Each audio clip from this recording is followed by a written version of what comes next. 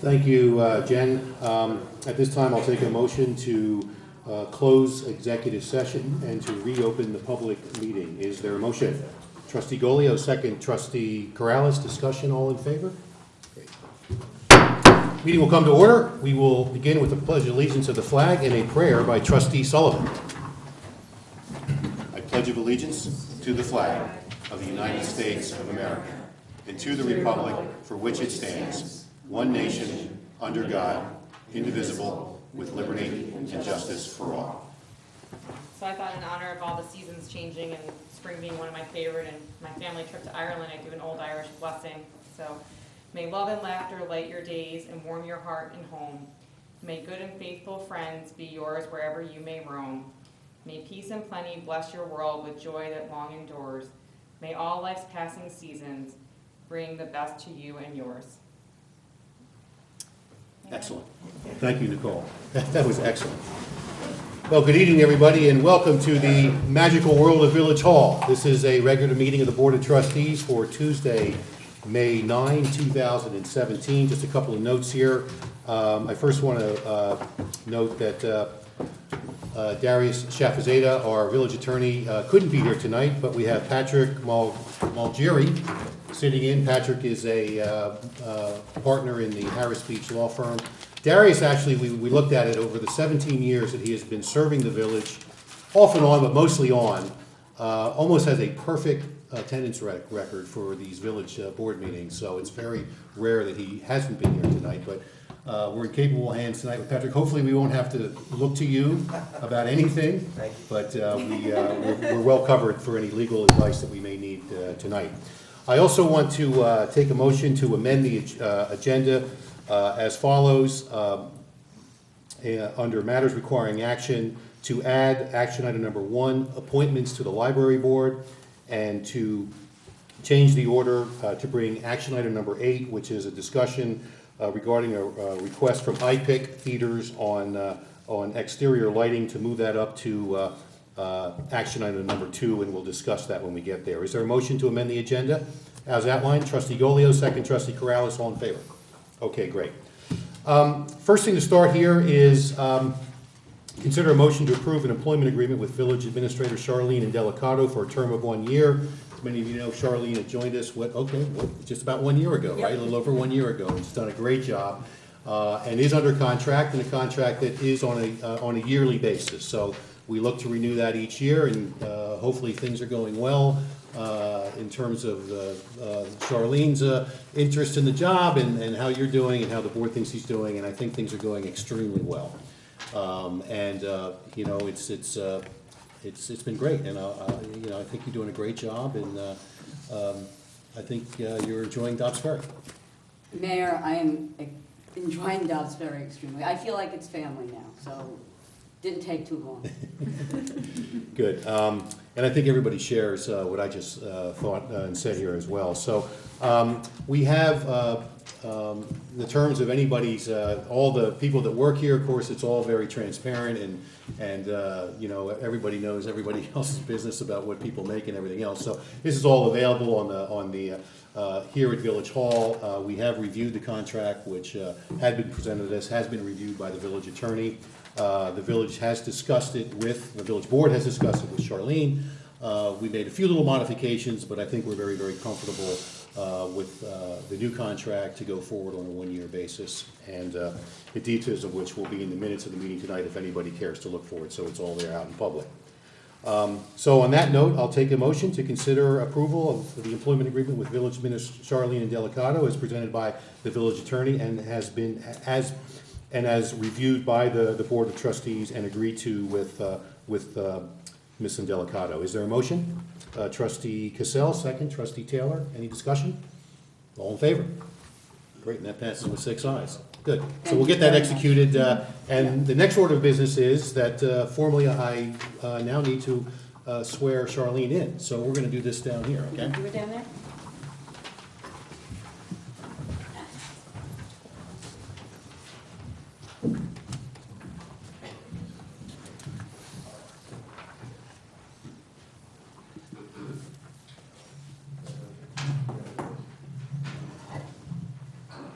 Charlene, will you raise your right hand, please? Do you solemnly swear to support the Constitution of the United States and the Constitution of the State of New York, and carry out the duties of the village administrator of the Village of Dobbs Ferry to the best of your ability? Congratulations, Charlene. Good to have you back.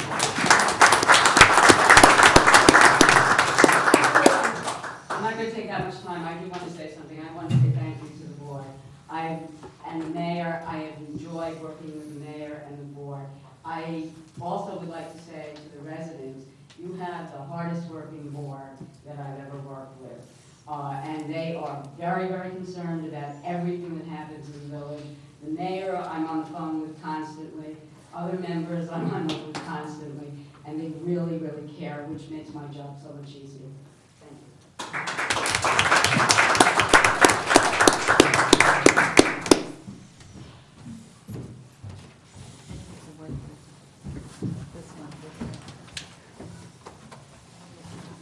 Great, thanks, everybody. Yeah, we are really lucky here in Dobbs Ferry to have a lot of hardworking people on staff and board members that take it seriously, and a lot of volunteers that give their time as well. So such a great village. Okay, so moving on, we've got a presentation and a public hearing next. We'll take the presentation. This is a presentation from Mercy College to consider a motion to schedule a public hearing for site plan review for the Mercy College Development Project located at 55 Broadway. We all know where that campus is. So I know that you were before us before, Seth. Tom, you've been before us before and gave us a good presentation, and I think you've been before the planning board, and you can report back to us here tonight how that went. You've got a short version since we've probably seen most of this before, but we'd like to see it again, and if there's any other questions that the board might have, we may have some follow-up questions or concerns from any residents. And then we'll go from there in terms of considering setting a public hearing on the next step. Okay, thank you, Mayor. Good evening, Seth Mandelbaum with McCullough, Goldberger, and Stout. So the steam is a bit of an issue right now. We do have a short presentation, but it doesn't seem to want to show up on the whiteboard. So we can take a moment if you'd like to get that queued up. We can try it before the meeting. Certainly we'll have a more extensive presentation at the public hearing, but Mayor, if we can.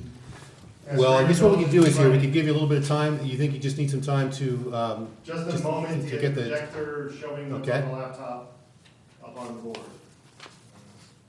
Hopefully Liz can convince it to work. It's a reminder there. While we're doing that, though, what I could do is bring the board up to speed since we last saw you at the end of February. As you may recall, this is part of the Mercy College Master Plan. It's actually 3 small projects that are proposed as part of an amended site plan application.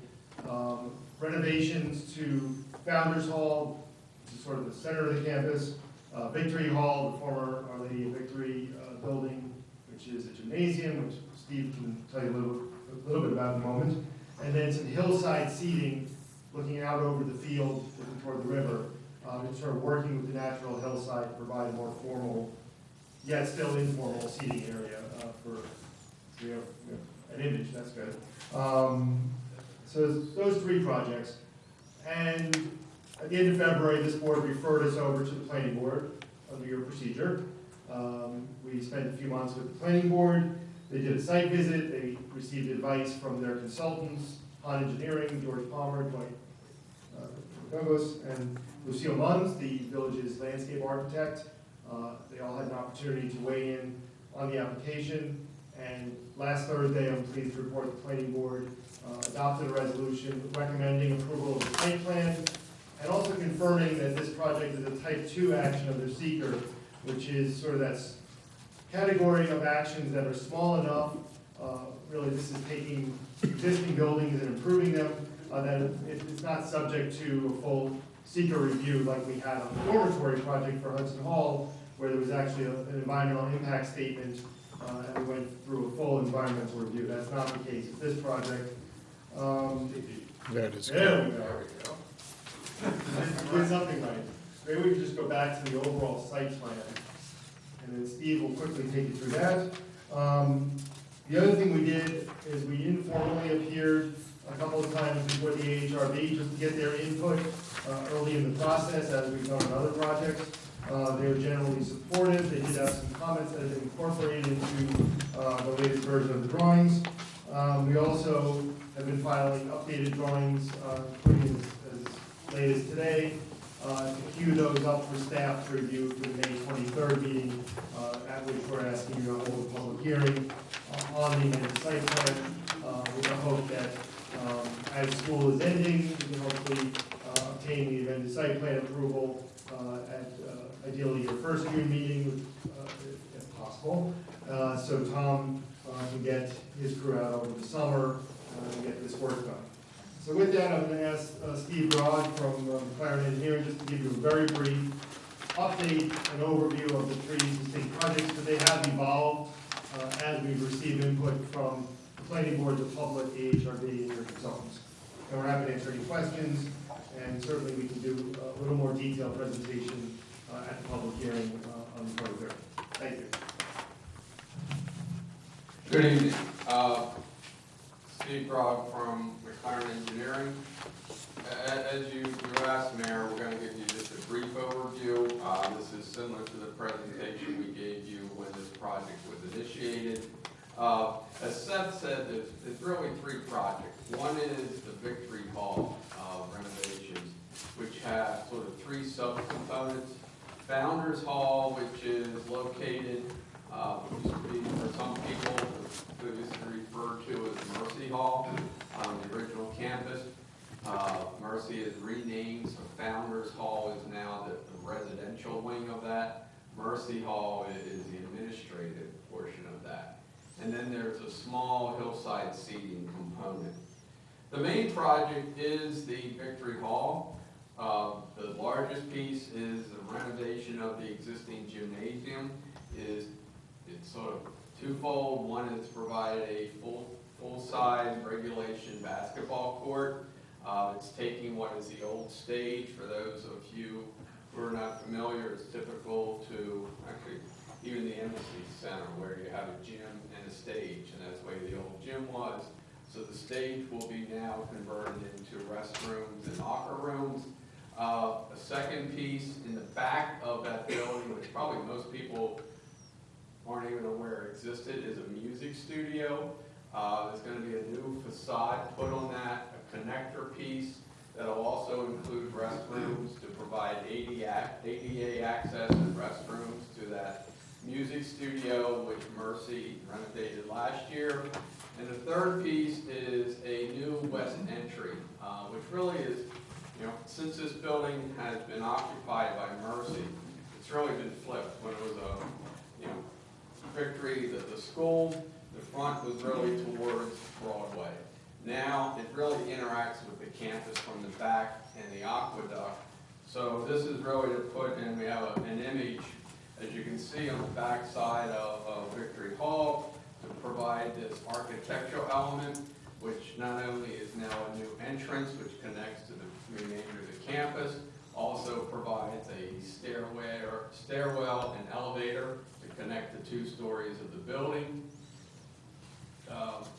This is a rendering of the gymnasium from Broadway. We've worked with your landscape architect and the AHRB on some of the landscaping issues, and one of the things they suggested is additional street trees along Broadway to really reinforce the neighborhood character. This is then another view from inside the campus. It'll have a sort of colonnade on the front. There's corridors around the two sides, which will provide access to the restrooms, locker rooms, a hallway where they can have trophy cases and display other, and then also an entry element, which really is reflective of the west entrance side of the building. The other, very sensitive. The other piece is Founders Hall. During the initial Hudson Hall project, there was a walkway put in up to some doors, which are in this corner. For those to orient you, down here in the lower left part of the screen would be where the large rotunda is now. This is a small parking lot. What this really does is to provide ADA access into the building. It gives a new residential entrance to the front of the building. Currently, the residential entrance is in the back. So from a security standpoint, access control, this provides a new entrance. And then again, some minor site work to landscape this area, regrade the parking lot to provide ADA compliant parking spaces, and to provide a canopy over these entrances into the building. So that is, just a brief thumbnail of the project. As Seth said, if the board would like at the public hearing, we can provide a little bit more in-depth presentation for the public who, hasn't seen the project. But we'll be glad to answer any questions. Thank you. Anybody have any questions or comments? Just the renovation of that one building that you showed, that's not changing the footprint of the existing structure. That stays the same. It's all interior work that's being done. Founders? The one that you showed for the basketball court? No, that is gonna be a little bigger. Yeah, if you can see from the color scheme, the lighter yellow, which is along the Broadway side, which is the bottom, and here is an enlarged building footprint. In the back, in this courtyard area, this is a small building addition. And then there's the colonnade, which that one rendering showed would go around the outside. So previous square footage to now current proposed approximately? The total additional square footage between this building, actually the gymnasium, the west entrance, and the small vestibules over at Founders Hall is approximately 8,000 square feet. But this particular building where the basketball court is going in, how much is that building expanding, I guess, square footage wise? Does it? Most of the eight, maybe 7,500 or 7,000 of it. The whole building right now is about 60,000 square feet. Got it, okay. The gym itself is about 6,200 square feet. Got it. And how far back is it from, like, the end of that colonnade section? How far back is that from that street that's to the left there, when it's finished? Well, we're only extending On the left side? on the left. This is approximately about 50 to 60 feet. Okay. And just to, again, for reference, along the Broadway side, this light tan, the colored card, about 12 feet. You're expanding about 12 feet, so to give you some scale, this right here is approximately 12 feet. Okay, that's good to know. I'll just make a quick observation from having seen the more detailed presentation at the HRB in addition to the two that have been here in this room. I do think the college has gone to a lot of trouble to not just create better improvements and beautify things within the campus, but also the view, particularly from Broadway. It looks like a lot of work was done, and I think more of that will come out in the other presentations to improve the aesthetics from Broadway as one's driving past. Is it getting closer to the aqueduct on that backside? Again, this drawing, we try to just have one.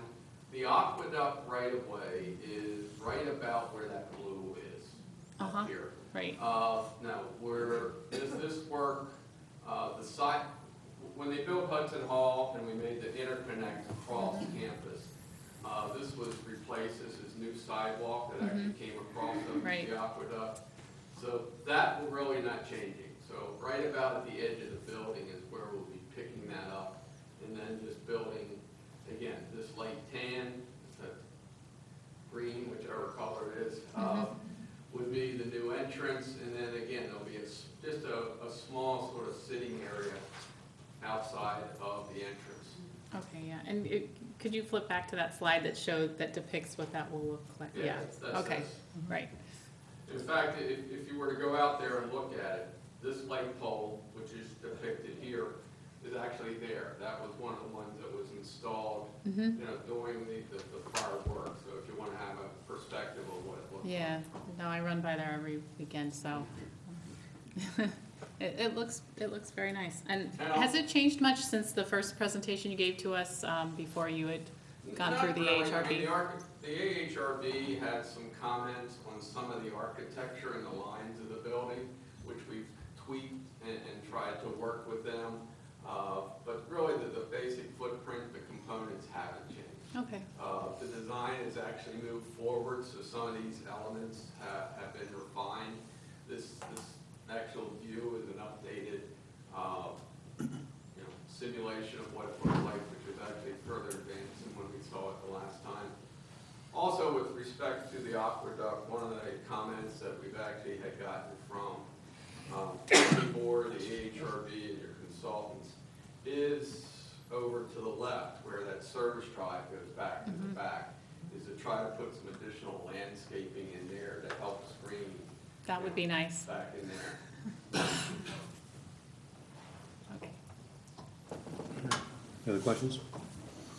Larry, if you go back just that one slide real quick, the aerial of the gymnasium along Broadway and This, that one there. Larry had mentioned, about the aesthetics along Broadway, but I missed, if you didn't, the screening and the vegetation, you had said, I think the last time you presented that you were gonna take all that out and put something else in there, down the lower left-hand corner. Yes. So that's sort of the entrance for the landing, because I know yeah. I'm sure people there will. That's been part of quite a bit of discussion, probably as much discussion as anything. And Blair Hines, who is here, the landscape architect, Mercy College through Tom, has been working with, Lucille, working with the landing.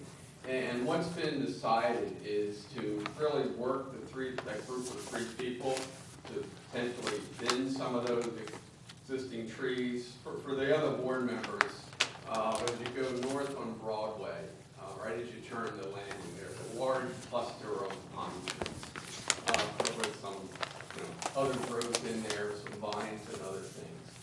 Inside that cluster are 2 large metal boxes, which are RPZ water valves. So the cluster actually has a purpose to hide those.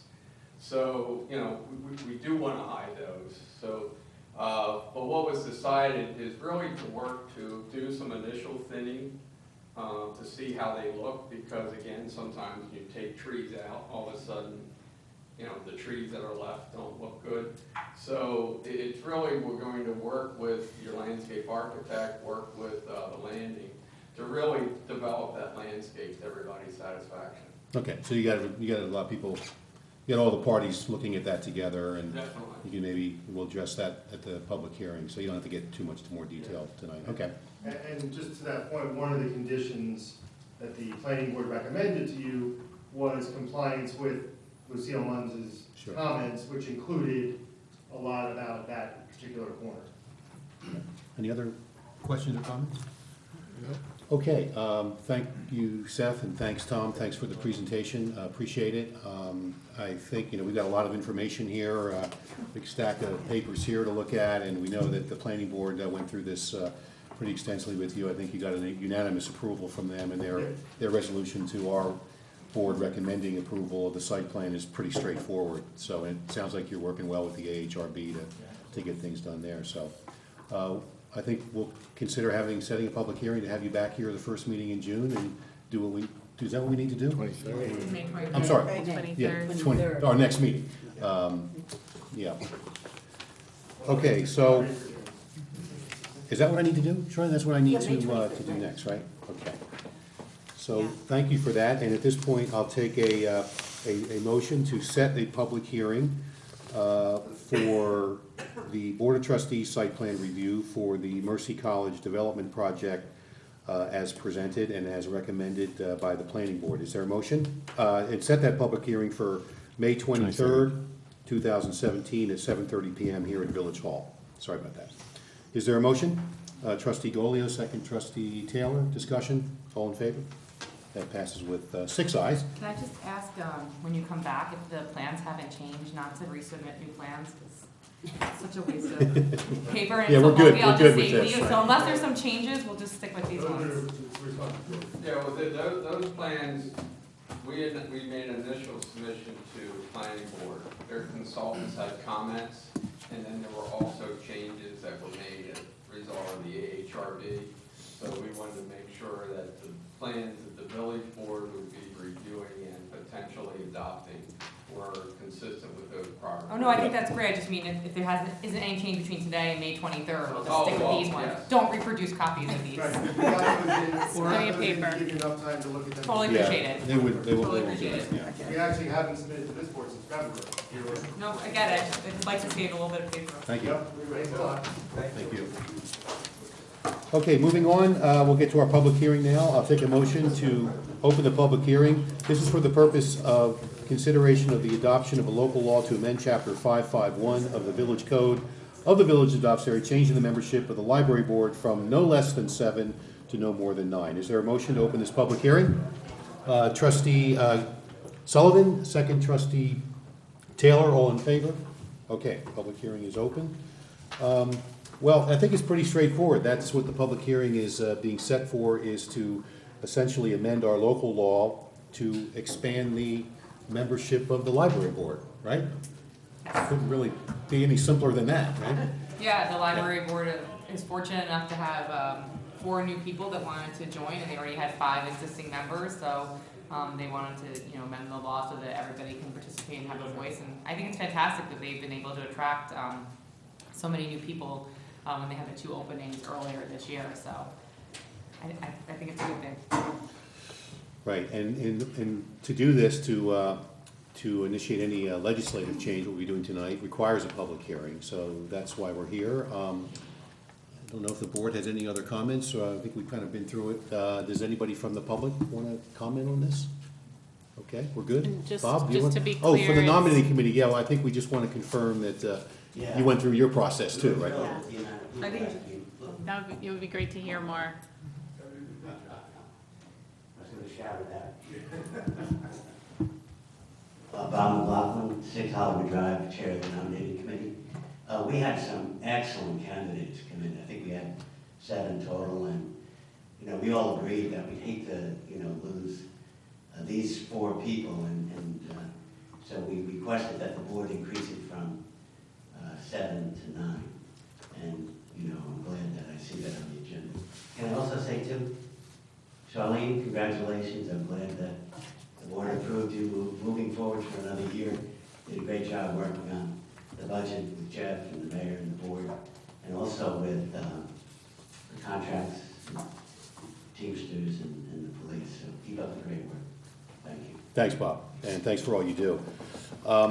Okay, there being no further comments I then. just have a question, so, we're amending it so it's no more than 9, and then if they can't in the future always get 9, is the minimum still 7 in the That's new the law? intention, that's the Yeah. wording that we have currently, is no Yeah. less than 7, no more than 9. Got it, okay. And I think, yeah, Nicole, you went through this with the board and with the village attorney, and I think we're comfortable with that language.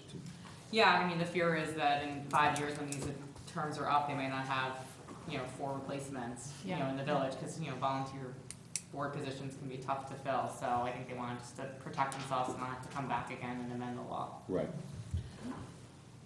Good? Anna, Melissa?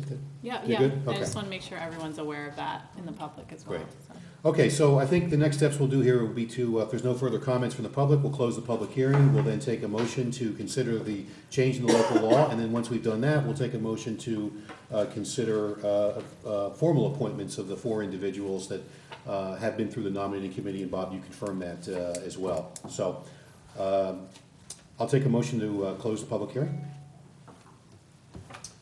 Trustee Sullivan, second trustee Taylor, all in favor? And that passes with 6 ayes. Now I'll take a motion to, we have a resolution here, well, I'm going to read a resolution here, which is essentially to consider adoption of a local law. This will be to amend Chapter 55-1 of the Village Code of the Village of Dobbs-Ferry. And this will be under continuation membership.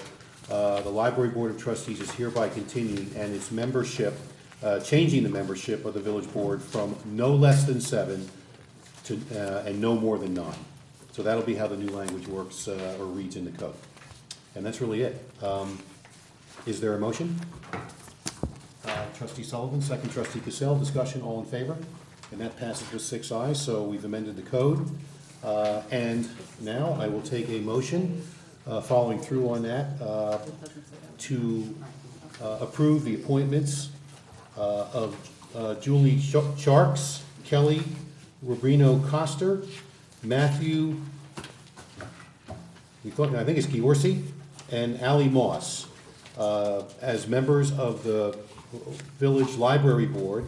This will be subject to the filing of local law, the local law that we've just adopted. So we do have to make these appointments subject to the filing of this local law, which takes a little bit of time.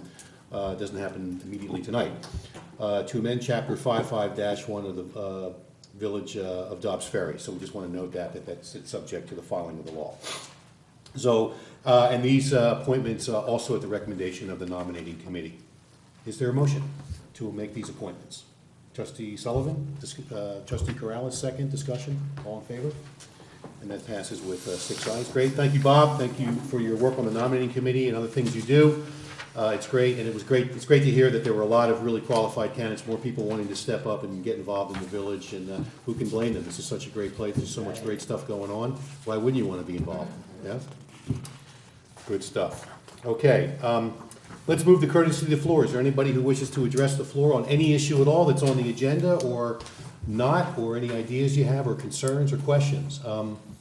Good, couple of people here. Art in the back. We'll start with you, Art.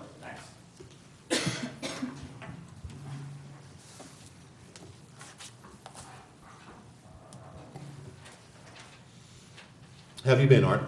Pretty good, thank you, Mayor. Good to see you. Art Madigan, Florence Avenue. I trust that you folks got email I sent about a vision plan recommendation for the Southfield neighborhood to rezone the western portion that is now in a commercial zone, the TT zone, and to make it consistent with the rest of the neighborhood, which is residential, an MDR1 zone. Are you there, or you haven't seen it? No, but I think We've seen it. we've seen it, yeah. Okay, so then the only thing, my purpose of being here is if you have any questions on the material that I presented. I'm not a zoning person, that would, I guess, be the planning board's job, but I thought if you needed any, if you had any questions about the material I gave you, I'd be happy to answer those questions. Sure. Well, I think we may have some questions on it, but it certainly is something that, well, thanks for presenting it. And I know you know that area well, and I know you know the changes that it's gone through. Some of us have, been involved with that and, pushing back on some of the things that were originally planned to be done there. But, on something like this, we're actually, the timing might be quite good, Art, because, not making any guarantees here tonight, but we are looking at certain changes that have been recommended to the code over a long review process. It doesn't include this that you've presented to us, but the timing is probably pretty good because, as you know, when we passed the new village code, I mean, you were actively involved in watching then, and we've had a number of years now of practice to use that code, and maybe it's been a good timing to sort of step back and look and see what works and what doesn't work, and what maybe was a good idea and wasn't such a good idea. And this may be one of those things to look at. To do this, we would need to refer it to the planning board. That's that's my understanding, and maybe some counsel here can help with that. But if we were to consider changes in the code, it would obviously be a legislative action. So I'm pretty certain that we would have to refer this to the planning board and have them look at it and have a public hearing or a series of public hearings, and then refer a recommendation back to the village board. I don't see any reason why we wouldn't do that, but, I'll take some comments and see if any other members of the Board of Trustees has any strong feelings about this, but certainly think that could be something that we could consider here. Great. Does any other trustees have any thoughts about this at all, or anything to share with Art? Oops. No, I mean, I think it's a good idea. The process is the issue, because I understand that you want it done, but I don't think it should be done during this section of the code. No. Because we want to get this stuff done. Yeah, This no, is I'm gonna not take suggesting time. we get to this right away. Yeah. But what I'm suggesting is that we can certainly take a look at this, and we'll look at this seriously. We do want to get some questions asked in terms of what the process would be. And it may be that we have to first schedule a public hearing here at this board, take comments from the public, and that would probably be a good chance for you to get your neighbors out and come before the board and, you know, give us a pitch Okay. and reasons why we should consider this. And then we can then go from there, and as I said, I think ultimately we have to refer it to the planning board. I did copy that myself, so Right, you're aware. okay. Okay, great. So, noted, we have it on receipt, and we will definitely take a look at this art, and we'll let you know which direction we can go with this. Perfect. I'll keep Okay. an eye on the calendar. Yeah, thank you. Thank you. Great. Thank you. Anybody else care to address the board? David? Yep, okay. Yes, ma'am. Yeah, you want to go?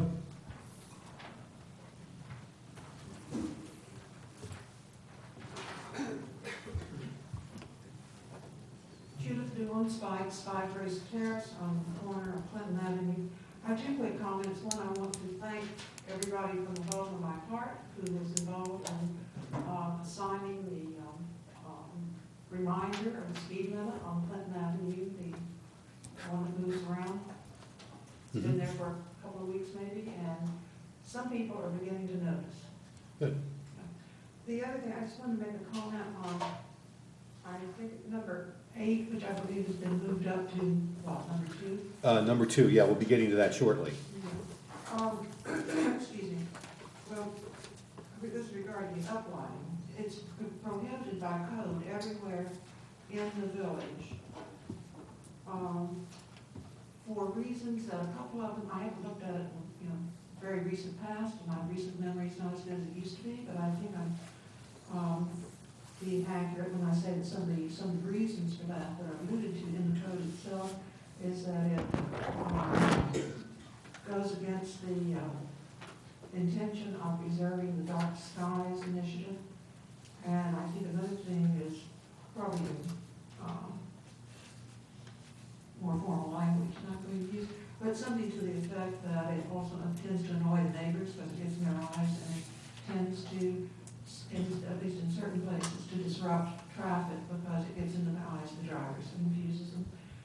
And I know this has been discussed a few times in different boards, but I still don't understand why IPIC is uniquely qualified to enjoy that privilege that no place else in the village enjoys. Thank you. Thanks, Judith, thanks for your comments. We actually will discuss that, and we may bring some people back to discuss that when we get there, so thanks for your comments. Yes, David?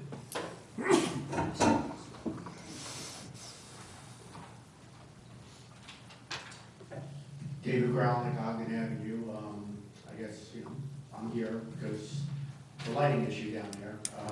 There's just no need for it. They've gotten every break there is on this thing. It is prohibited by village law for a reason. There's no reason to make an exception here. It is already so bright down there that the theater sign itself is overly bright that I can see it through the shades of my daughter's shade, through the window, through my daughter's shades. That's how bright that is, that theater sign. The lights from the garages are very bright. You don't need to give them any more lighting. There's plenty of lighting down there. We don't need to make an exception for them. And on the note of Rivertown Square, that traffic circle, that's such a nightmare. I gotta tell you, I was making a left from Jackson Avenue to go across the other day.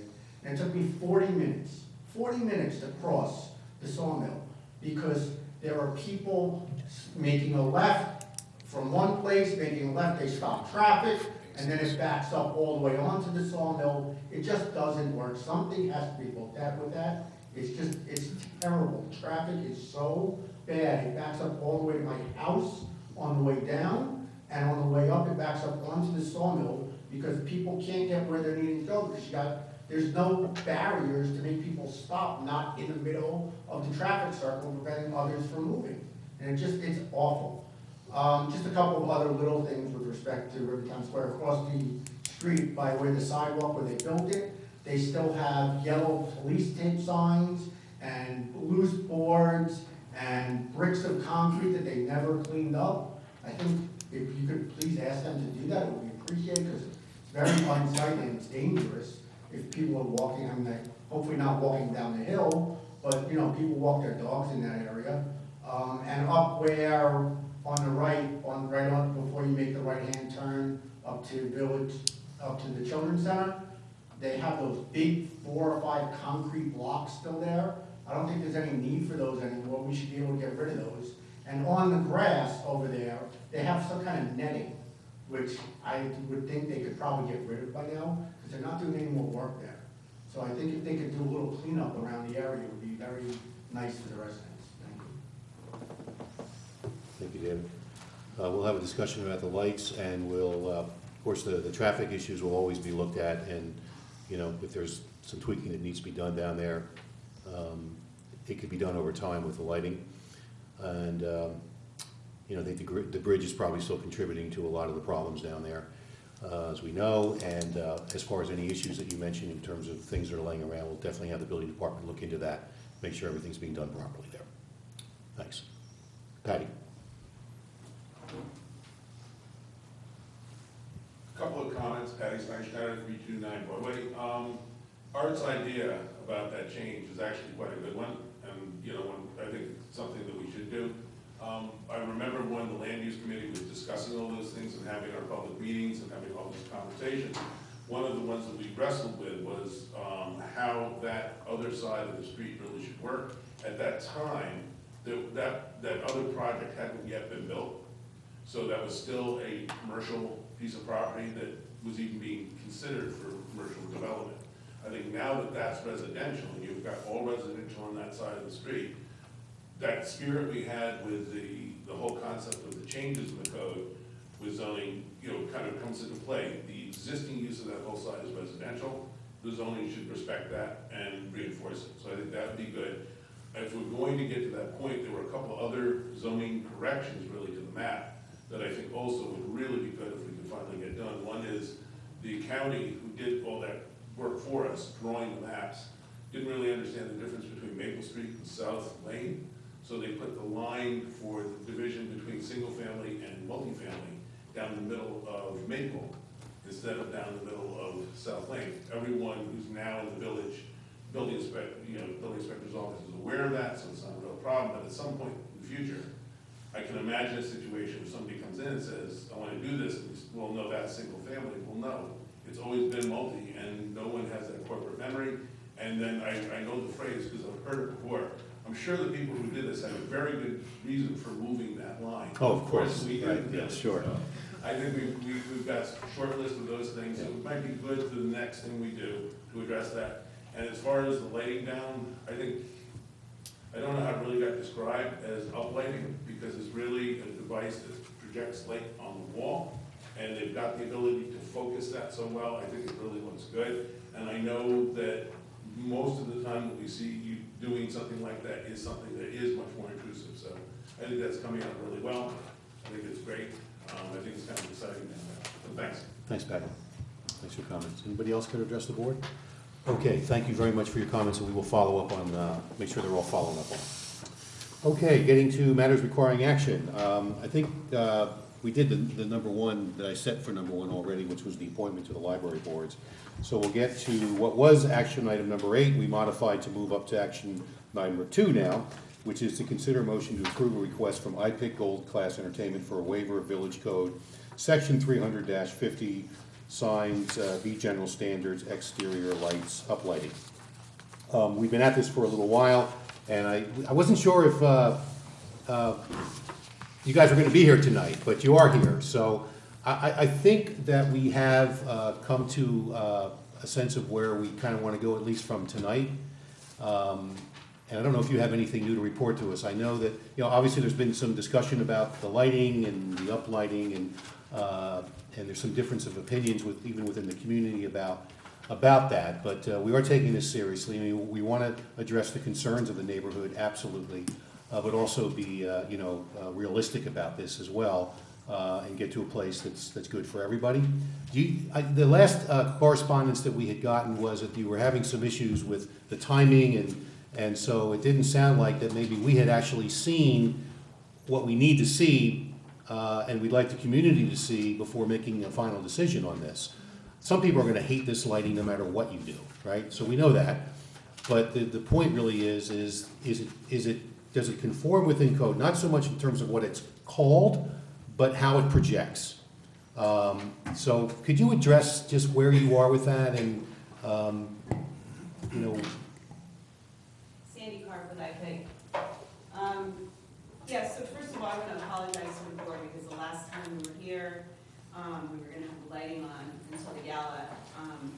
We have since gone through 2 programmers in the same company, got rid of the company entirely and brought a new company in. The lights are off because I actually had the electrician go in and just remove them from the panel because I was desperate and didn't know what else to do and didn't want to go against what I promised you guys.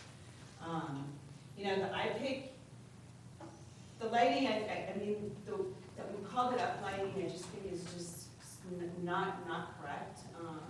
The light, it washes onto our building, that's what it does. It lights our building, it does not. Sandy, we know that. I think what we want to know is where are you in terms of the ability for us to be able to review, right, look at the lights and how they're going to really look so that we can, you know, we can make a determination here. So what you guys saw on Thursday and Friday, that's as bright as that light's going to go.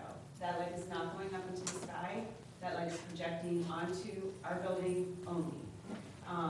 That's as high as it can go. It wasn't even programmed to be dimmed down. It's the highest you're ever going to see it. So What's the was brightest? that brighter than what you intended? The color is just a little bit off. We like it to have a little bit more purple, so it's not so pinky. You saw the color. It's a And little in bit terms of pink. the brightness, would you have The brightness typically is as bright as it's dimmed gonna it from there as your, you know, ongoing mode? Or did you intend it to be at the max? I think the max that we brought it is where we want it. You know, it's just lighting the metal panels, it's just lighting the building, nothing's going up into the sky, nothing's going up into anybody's. So what we saw was what you're proposing in terms of brightness, just not in terms of color. Correct. Okay. And I have somebody new coming, unfortunately, they're on another job and they won't be here until Monday. They've committed to be here Monday, Tuesday, and Wednesday, and get it, you know, get the color right, get everything done.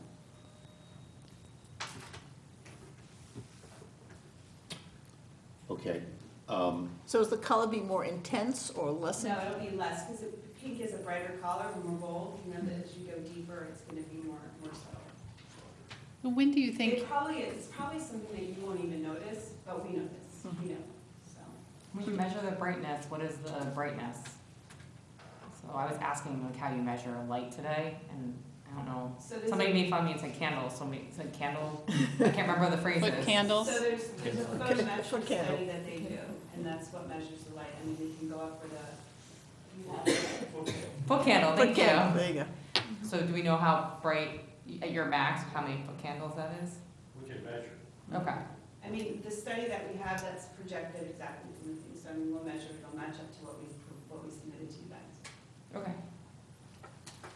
And when do you think you could have the fix in so that you could show the final intended? Well, Monday, Tuesday, Wednesday, I have a new programmer coming on board. It's probably gonna take him, you know, a good 4 or 5 days. Okay, so maybe in a little over a week. Yeah, because what he'll do is he's getting into the system now. Once he's in, he actually has the IP address. Now that he's in, he'll come, he'll analyze that for 3 days before, and then he can program from anywhere, once he's in.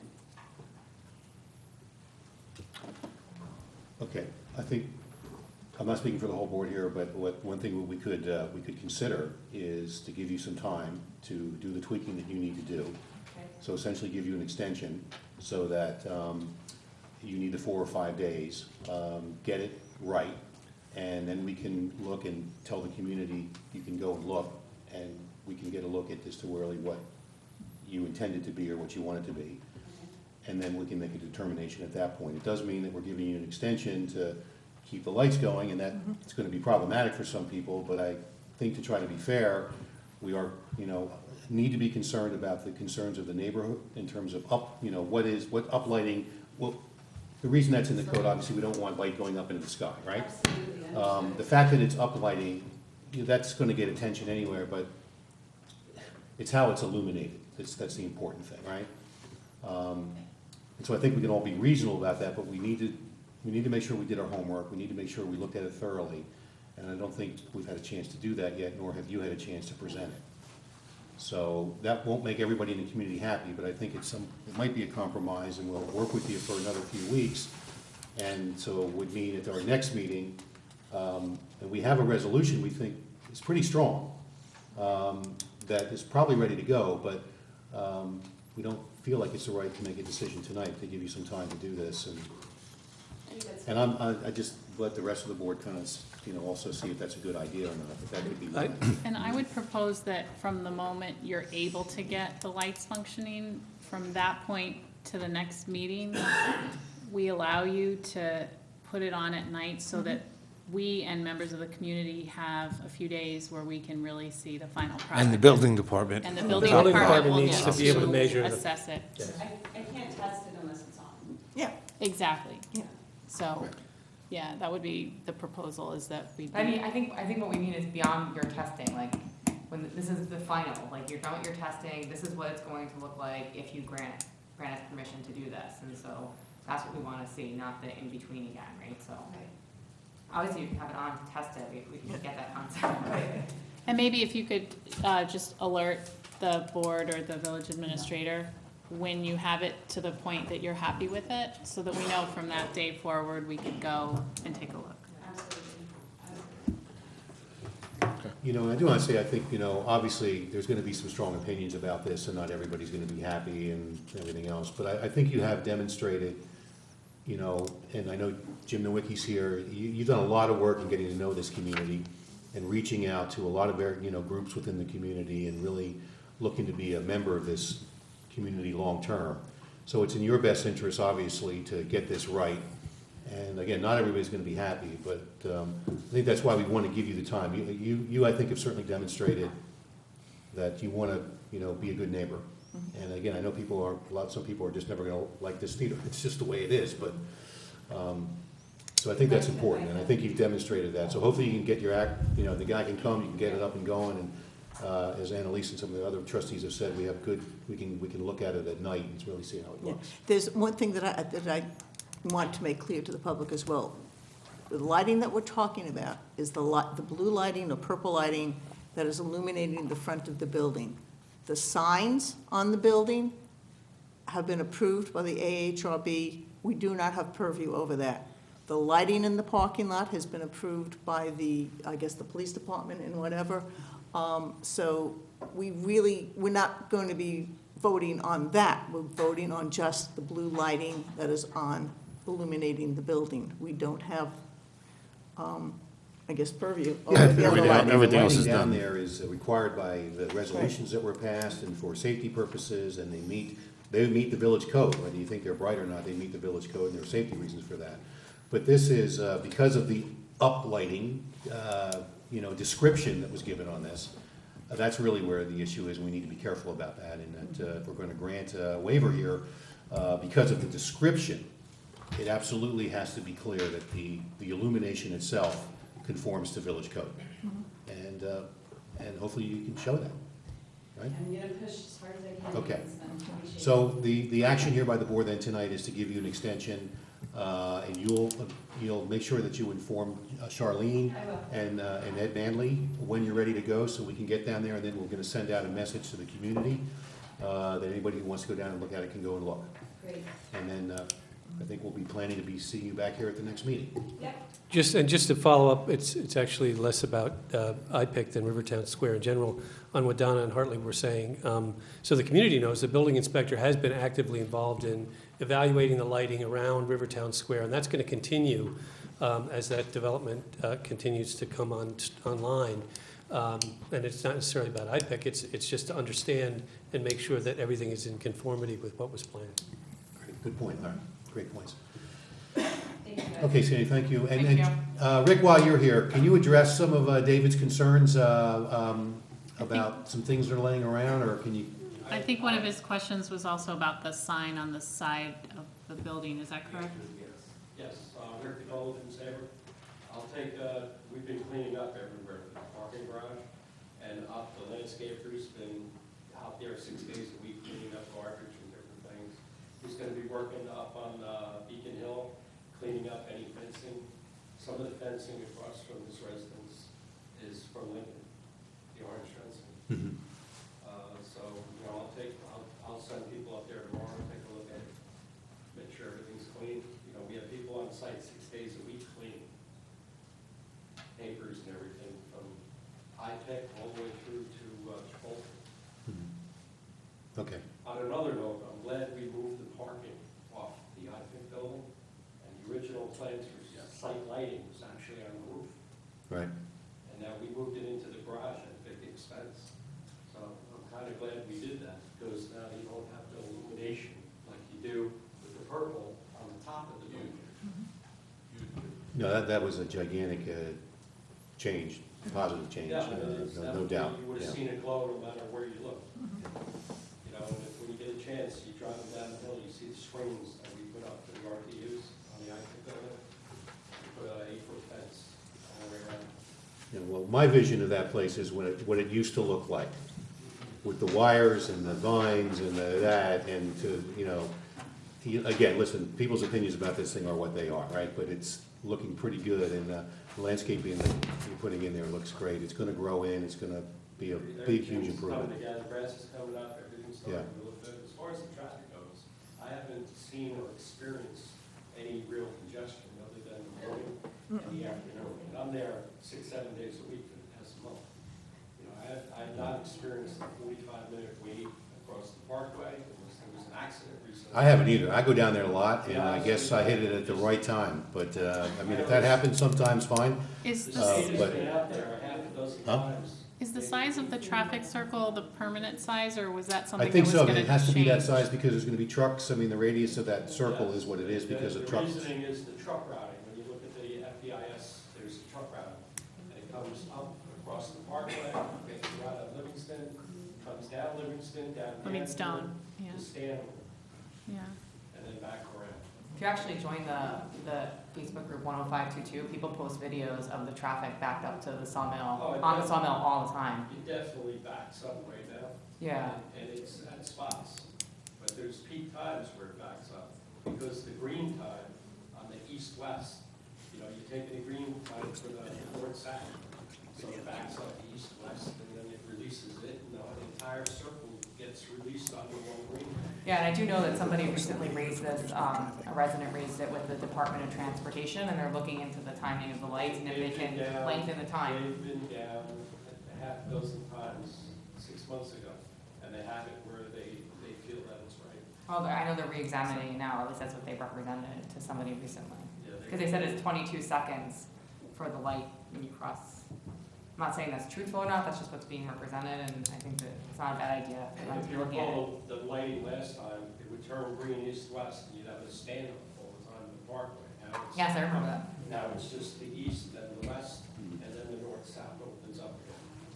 So there's a give and take with that. Until the bridge is open again, you're gonna have that, as we know. Great. Great. Jim, how's the opening going so far? Successful? Jim Nowicki with I-Pick Theaters. Yeah, actually, it's going very well. We started on Friday with Guardians of the Galaxy at the theater. Every day has been a charity day, so today's charity is the Children's Village. So all the net proceeds go to a different charity every day, so it's been going great support from the community. The restaurant's done a soft open until the 15th when they open, but it's been going really well, so I appreciate your patience and everybody working with us trying to get this right. Right, just to be clear, there's charity as part of your community outreach, that you've identified groups within the community, be it charity groups or community groups, where you are donating a percentage of any revenues that are generated at the All theater. proceeds for the day. And some percentage that goes to, and that's going directly back into the community, and that's a really good thing. Absolutely. How many more charity days do you have scheduled? So we have till Thursday, actually. So today is the Children's Village, tomorrow is the Will Rogers, and then Thursday is the Friends of Dobbs Ferry Park. Friends of the Dobbs Ferry Parks, and I'm not supposed to do this, but we do want to get as many people out there as possible to your, it's only to I go would to be your okay with opening. that if you all wanted to go on Thursday. And spend as much money as you possibly can, because that's going to go directly to the parks and the village, and I didn't say that. Wasn't recorded on Guardians of the video. Galaxy and everything, King Arthur on Thursday night, we're gonna Star shows that as well. So, no, truly appreciate it, and it's been going extremely well. And we're trying to be assimilated and work with the community as much as possible. So I appreciate the help. Well, thanks for that, and good luck, Jim, and we look forward to working with you going forward. Absolutely, thank you. Okay, thanks, Andy. Thanks, Rick. Could I just ask one more question? Have you found a tenant for the space that was going to be? I can't talk about it. Okay, so, I know what you're gonna say. no, yeah. I'm gonna be really happy with it. Do you have a timing estimate of when? It's happening quick. Okay, all right. Hopefully it'll be open by then, but I didn't say it. Okay, well, thank you, and thanks, everybody, for your comments, and the residents as well. We'll definitely follow up on the concerns, for sure. Taboo topic, Um, apparently. Okay, so moving on, I think now we're up to action item number 3, which was 2 but is now 3, is to consider resolution regarding changes in terms and conditions of employment for the park. No, you gotta do number 1. Oh, I'm sorry. Yeah, I messed myself up here. Okay, so matters requiring action. Next is to consider a motion to settle the contract with Teamsters Local 456 IBT for the fiscal years 2017, 2018, and 2019 in accordance with the stipulation of the agreement. Well, this is pretty straightforward. While we have recently agreed on a new contract extension for the PBA, our police officers, at the same time, we've been working very closely with our union Teamster workers, which are essentially the DPW workers, highway and garbage, on a new contract to extend for a similar tenor of 3 years, and really at the same terms, in terms of year-on-year salary increases. Absolutely. There's no difference in the terms of the agreement, other than the 2%, 2.25%, and 2.25% for the 3 years. The stipulation was signed. I have signed it. I will sign it tomorrow, and I apologize for not having the stipulation here because it was just signed. It was passed by the Teamsters on May 4th, and I believe all of you got the terms and the draft stipulation. There's not much more to say. I mean, we're very happy about it. I think the Teamsters are happy, and it gives some stability to the village for the next 3 years, and we can concentrate on different things. That's great, Charlene, and great work that you did, and we want to thank the representatives of the union to working with the village for getting to a contract that makes sense for all parties and is fair for all parties. Sometimes it's difficult for us. We play a dual role here where we really love our employees and we want to support them and create the most competitive positions that we can. But at the same time, we represent taxpayers, so we have to find the balance. And I also want to recognize Bob McLaughlin, the work that you've done as chair of the Budget Committee for so many years, and particularly being involved in these parts of our budget too, and giving us some ideas and insights from a citizen's perspective in terms of what's affordable and what's not, and it all gets worked in. It's part of the group effort, and nobody works harder than Bob in terms of the work on the budget and what you've done. And thanks so much. It's really appreciated, and it makes a huge difference in the budget and in the tax rates here in the village, and you should be thanked for that. So we do have a resolution here, and the stipulation, I think, really is outlined here. The important points being that, and I'll just read through a little bit of this because it's important. The resolution that we're considering tonight regarding changes, I think the most important thing is that the 3-year term, which you've outlined for this fiscal year as well as the 2 next fiscal years out, and the year-on-year salary or base increases will be 2% year 1, 2.25% year 2, and 2.25% year 3, yes, which is the exact same as the police, and we're doing. We tend to like to keep things consistent with our union employees, and this does that. And is competitive with other contracts that are being, in fact, it's more than competitive with other contracts that are being negotiated.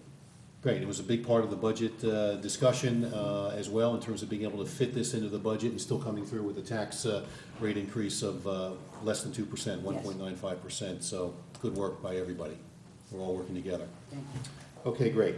So I'll take a resolution then to. Is the resolution tonight I'm going to present to execute the contract? That's what I'm doing, Motion, right? it's just a motion to execute the contract. Yeah, okay, so then I'll take a motion to execute the To contract. authorize me to execute the contract. Authorizing the village administrator to execute the contract with Teamsters Local 456 IBT for the fiscal years 2017, 2018, and 2019 in accordance with the stipulation of the agreement. Is there a motion? Trustee Golio, second. Trustee Corrales, discussion? All in favor? Great, that passes with 6 ayes. Okay, now we get to matters, action item, consider a resolution regarding changes in terms and conditions of employment for department heads and non-union employees. And I think just simply stated, the tradition that we've been following is that what we agree to with our union contracts in terms of year-on-year base increases is also offered and extended to non-union staff. That's basically the bottom line. And we feel that that's fair. The staff aren't necessarily represented by a union, but that has some advantages to the village and to the taxpayers.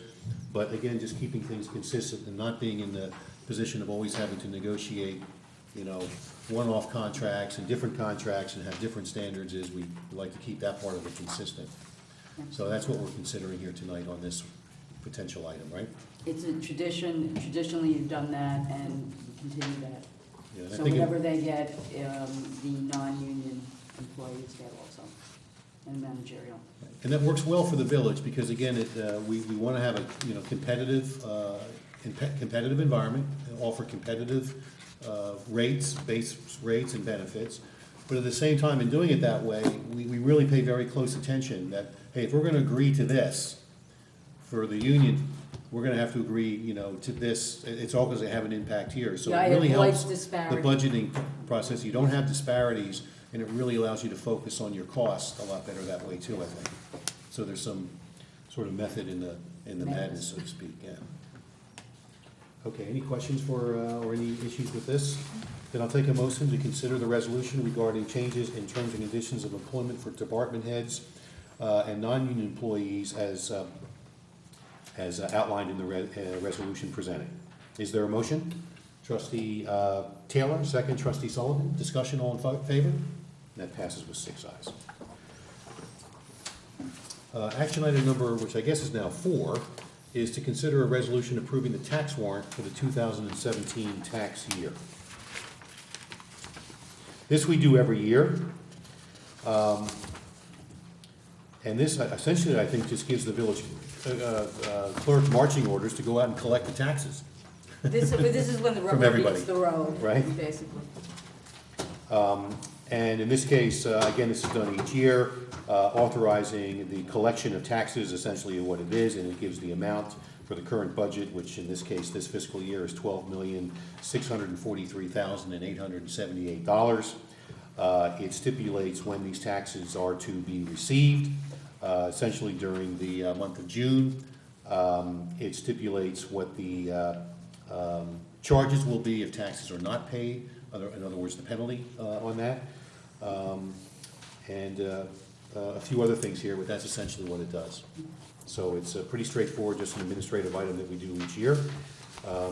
If there's not any questions, then I'll take a motion to consider the resolution regarding changes in terms, approving the tax warrant for the 2017 tax year.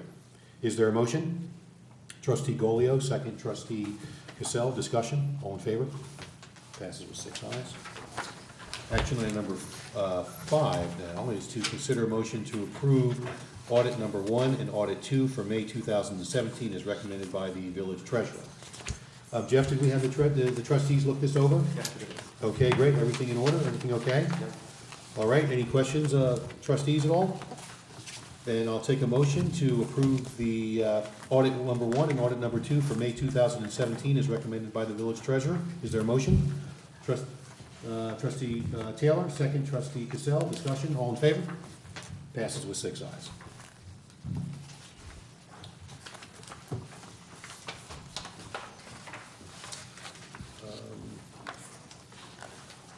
Next item is, which would be 6 now, consider a motion to authorize the police chief to sign a renewal of Police Academy Instructor IMA.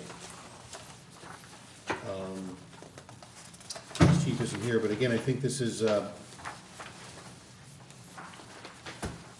This is an intermunicipal agreement with the county allowing us to use the police We've done this for a academy while. and having training for our officers.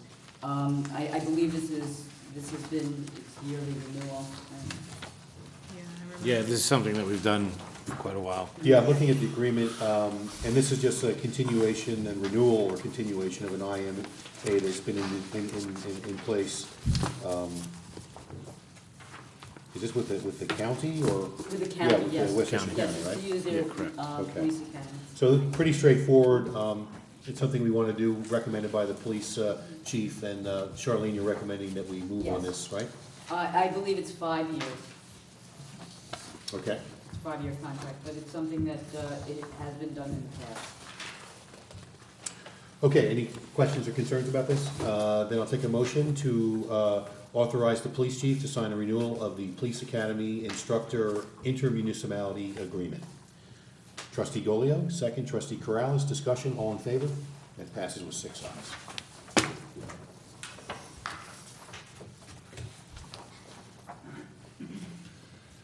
Action item number, I guess this will be 7, is to consider a motion to award the bid for the village's independent auditor to the lowest bidder, BST and Company, CPAs LLP, as recommended by Village Treasurer Jeff Chuda. Jeff, this seems pretty straightforward. Are we changing our independent auditor? We are changing. We are changing, okay. Can you give us just a real quick little background as to, why and your recommendation, right? A couple of reasons. One, the price of the firm that we're considering hiring is cheaper. And there were some SEC issues with our previous auditors. Mhm. So I'm going to recommend changing. Basically, I think that we both decided that it is wise to have a competitive, to do an RFP for these services periodically. People get a little too comfortable in what they're doing, and also gives us a chance to see what the prices are. And I think that this was the time to do it. Right, and I think it was definitely the time to do it. That was a well-publicized issue with Yes. the previous, which was a very big firm that didn't have any issues with Dobbs Ferry, but was an issue that definitely should have been looked at that time, and a good chance to kind of review the overall services and costs and what you've done. So go out for an RFP, and you've got back a lot of information, and this is also based on knowledge of folks that you've worked with in the past and are experts in working with municipalities, and it's essential that we have an independent auditor. It's part of what we have to do. And the savings Clear. appear pretty substantial, That's correct. very substantial. That's correct. Jeff, you're confident that It's like a this, 40% increase, yeah. that this firm with this bid is well-positioned and can work effectively? Absolutely. They're well known throughout the state. They work with several counties, cities, villages, towns, authorities. Former colleague of mine works at a village in Monroe County. They're their auditors. Speaks very highly of them. Yeah, getting that kind of review from other customers of theirs is always helpful. Yeah, Jeff, I believe there's one that is more local, who also recommended this firm, and I don't remember which, but. Another Yeah, municipality. another municipality. Okay, great, thanks for that, Jeff. And if there's no other issues, then I'll consider, take a motion to approve or to award the bid for the village's independent auditor. This will be to BST and Company, and this is being recommended by the village treasurer, Jeff Chuda. Is there a motion? Trustee Cassell, second. Trustee Corrales, discussion, all in favor? And that passes with 6 ayes. Thanks again, Jeff. Good work. Action item number 8 is to consider motion to award the bid for cleaning services for the Dobbs Ferry Public Library to the lowest bidder, 444 LLC, for an amount not to exceed $1,450 per month, as recommended by Library Director Edward Canora. Pretty straightforward. There's not any issues or questions about this one. I know that we do this. We periodically have updated this as well. So I'll take a motion if there's no questions or issues to award the bid for cleaning services for the Dobbs Ferry Public Library as recommended by the library director to 444 LLC for an amount not to exceed $1,450 per month. Is there a motion? Trustee Taylor, second. Trustee Sullivan, discussion, all in favor? That passes with 6 ayes. Action item number, which will be 9 now, is to consider a motion to approve a request from, oh, no, we did that. That's the IPIC one. So action item number, real 9, I guess now, is to consider a motion to approve the annual stormwater MS4 report for 2016-17.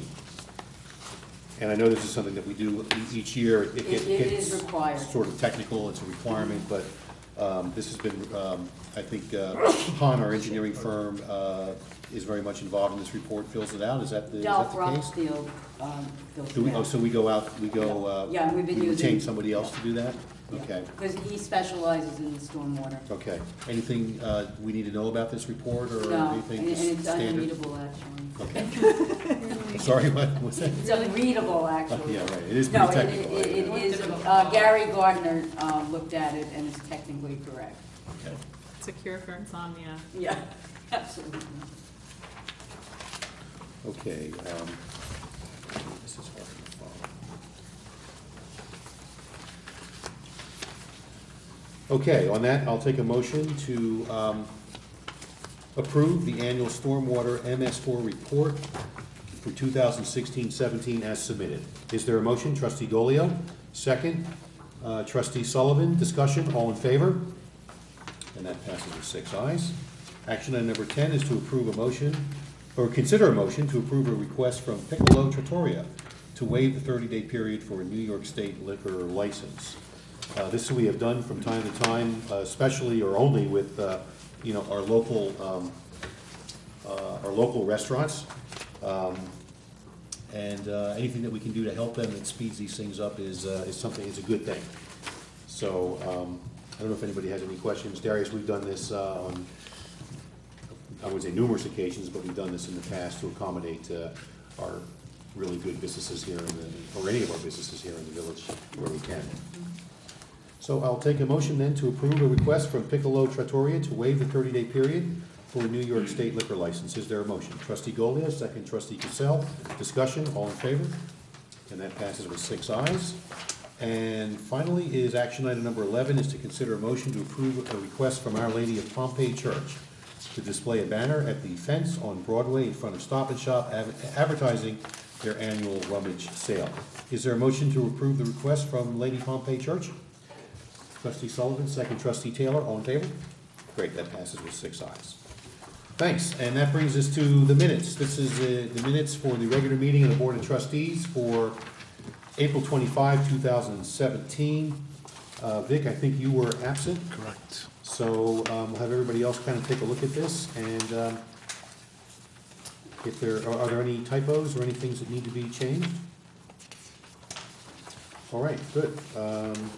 Then I'll take a motion to adopt the minutes of the Board of Trustees meeting for April 25, 2017 as submitted. Is there a motion? Trustee Corrales, second. Trustee Sullivan, discussion, all in favor? And that passes with 6 ayes. 5. Actually, 5. sorry, passes with 5 ayes.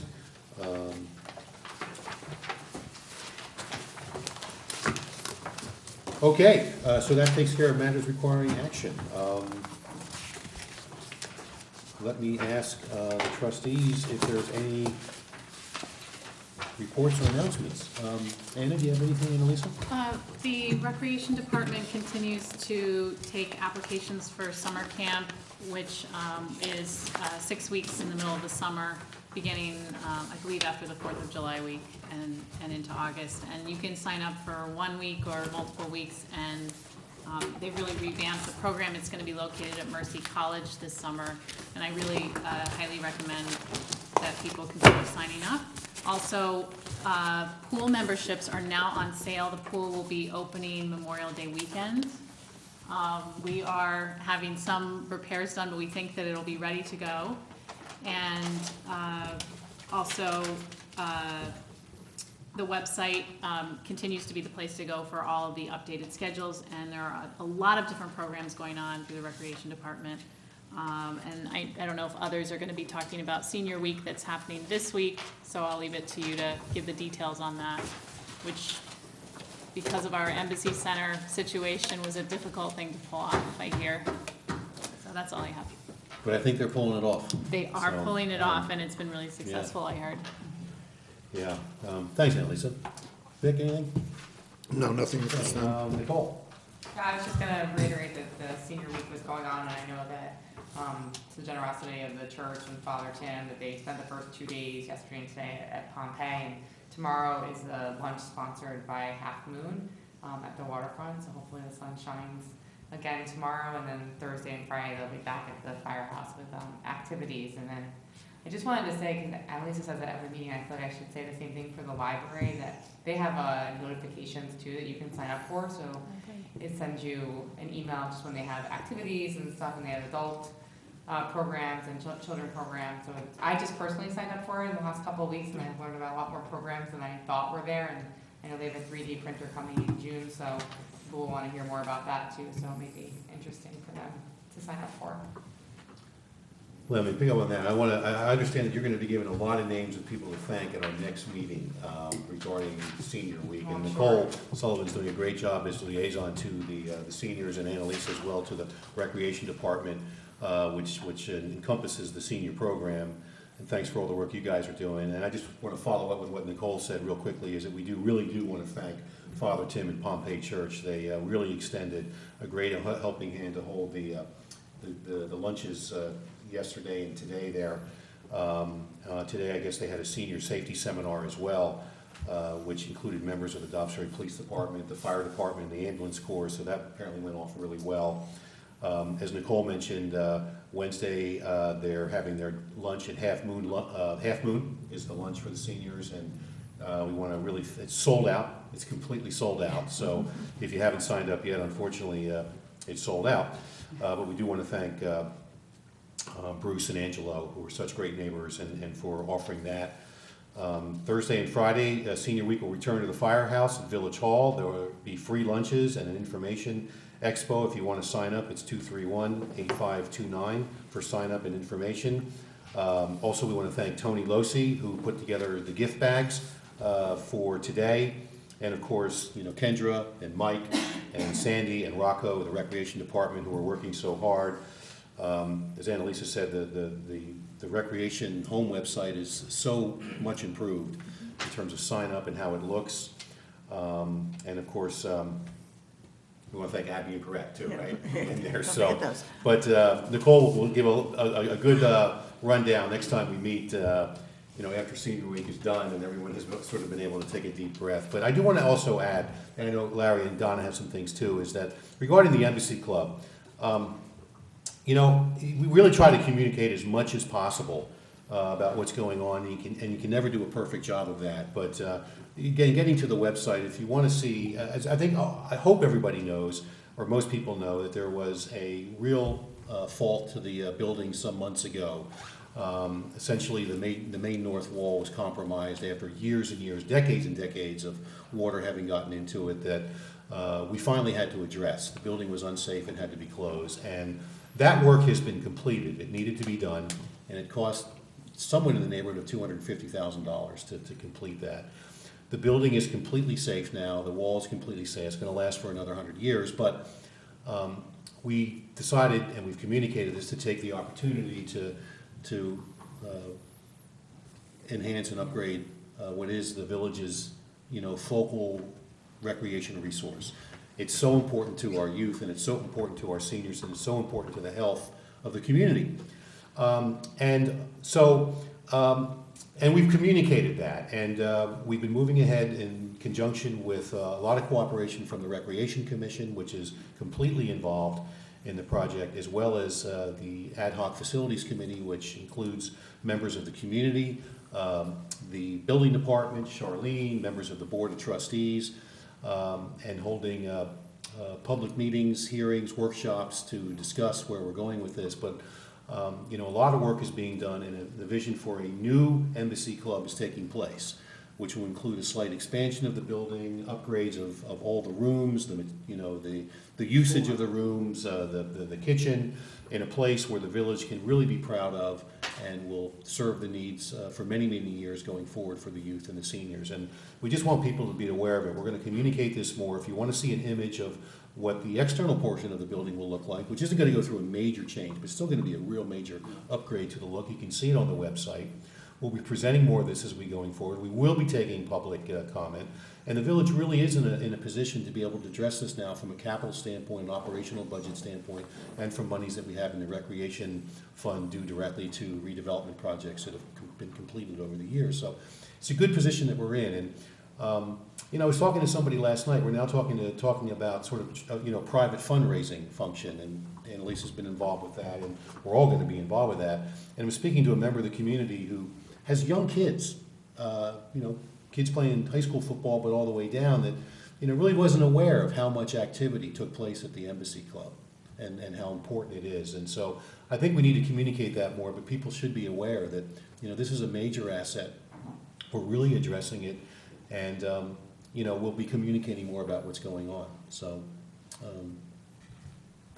Charlene, more to add. Yeah, there's a lot more to come. And it's Mayor, not only do we have the capital funds necessary, but we have, and the Recreation Commission has recommended much of the money that we have used as seed money to do the drawings. But we also have a number of grants and are applying for more. We have $100,000 that the Energy Committee with Nina Orville was very instrumental. We have $150 from Assemblyman Tom Amadante. We've also got a opportunity, which I think is very real, for another $150 for some appliances, the kitchen and the building itself. So we're really moving on that. We're going to move, we're going to look for the generator, we're going to look for a grant, and that would be a 50% grant. So there's a lot of movement with that, and it's not only coming from our capital funds, but it's coming from, as you said, the recreation funds, and that is quite a good amount, so you're covered. And there's a lot of positive work being done. People are giving a lot of positive energy and time into this. And there's some commentators out in the community that are always going to make fun of what you're doing and second guessing you, and that's fine. But I really want to emphasize how much positive stuff is being done. How much this is being communicated. We try to communicate as much as possible. We'll always do better. But it's so positive what's going on, and so many people are really excited about it. You have the Facilities Committee, Yeah. you have the Rec Committee meeting, and every month looking at the progress, giving their ideas, and really getting into the weeds, which is very nice. And ultimately what we're trying to do is we're trying to get something done, right? And there's leadership involved with that, and not always going to agree, but we're trying to get something done. So a lot of good stuff going on. We'll be communicating a lot more of that as we tie it into recreation updates and senior activity updates. So thanks for that, guys. Larry, anything? I would just mention to people a reminder, I was just double checking the date, but Friday, the 19th is the annual Dobbs Ferry School Foundation fundraising gala. That's a gala down at the waterfront. So if you are interested and want to help the schools, tickets, I believe, are still available. Great. Yeah. Donna? I have two things. First off, this weekend we had the Riverkeepers Hudson River cleanup. Shout out to Jean Michelson of the CAB who helped to organize it. We had a really nice turnout, a lot of people, a lot of very enthusiastic volunteers. They actually moved logs from the beach. So they did a great job, and I want to thank everybody who came to that. The second thing is a report on the Route 9 study from the new New York State Bridge, the consortium of 5 river towns. Our study is underway. There will actually be a community outreach meeting to start this off. There will be 2 of them. The first one will be on June 15th in Hastings, and that will be in the evening. The second one will be on June 17th in Tarrytown, and that will be during the day. More information will come out. We're getting the press release and the mailing list together right now, and hopefully the mayor will also put it in his newsletter. So that's what's coming up, so save the date. One of the, it's the same workshop. One is just for the north part of the consortium, and the other's for the southern part of the consortium, so. Great, excellent, thanks, Tom. And I think, okay, that brings us to the end. I want to thank Patrick Malgeri for joining us tonight and filling in for Darius Shafazadeh. You did a great job tonight. Thank you very, very much. We appreciate your time. And I do want to point out that Darius has come back and did rejoin us. And I did point out, Darius, that you'd made arrangements because you knew you had a conflict tonight. But in the 17 some odd years that you've been serving the village, mostly on, that your attendance at these board meetings is almost perfect, but when you're not here, you've had somebody here, and I want to thank you for the cover tonight and the work that you do, supporting us legally. You do a great job, and you didn't need to come back, but you did tonight, so thanks for that. Good to see you. Thanks for everybody who came tonight and had a good meeting. We have a lot of exciting things coming up in the coming weeks, so everybody please stay tuned. But tonight, there being no further business, meeting is adjourned.